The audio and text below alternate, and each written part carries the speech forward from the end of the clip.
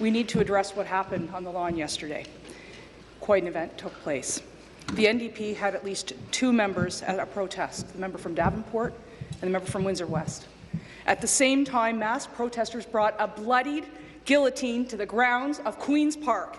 And you know what they did? They beheaded an effigy of the Premier. This is disgusting, and it is a sick act that has been condoned by the opposition. I am asking the members opposite to condemn yesterday's protest, apologize for their attendance at yesterday's event, but it's important to know that this is the real NDP, and we have seen it on the attacks against the Minister of Labour's office, the accosting and attacking of me, resulting in OPP protection for members of our cabinet. They care more about activism and protesting than respect for life. That is not peaceful protests. That is a credible threat that we have referred to the Ontario Provincial Police. We are asking the New Democratic Party of Ontario not only to condemn that practice, but also for the members that attended that protest yesterday to apologize to the legislature as well as directly to the Premier. Let me be perfectly clear. We are here to fight for everyday hardworking Ontarians, regardless of what their political stripe is. The protests that occurred here at Queen's Park yesterday with a guillotine that chopped the head off of an effigy of the Premier of Ontario does not reflect this province, regardless of people's political and partisan affiliations.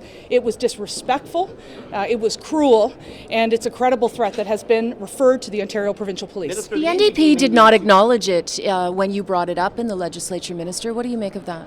The New Democrats have an opportunity today, right after I scrum, to publicly condemn what they condoned yesterday and to call for a better and more civilized debate in the province. I just want to be very clear. We have seen an attack on the Minister of Labour's office, which which happened before Christmas. We have seen. I've had in my work New Democratic MPPs disrupt my media availabilities to the point I've actually had to have police protection. This is not the way the Ontario legislature operates, and I want to assure Ontarians that.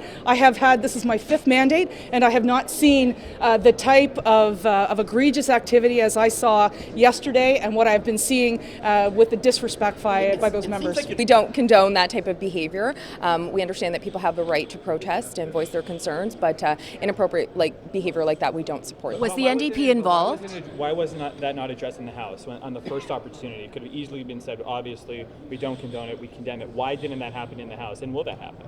Well, I think that we are stating that we don't support that type of behavior. We've been pretty clear that we support Ontarians' rights to come out here and voice their concerns. But inappropriate behavior like that, again, we aren't supporting that, and we're being very clear about that. The government also wants you to apologize for attending the protest. Will you apologize on behalf of your party?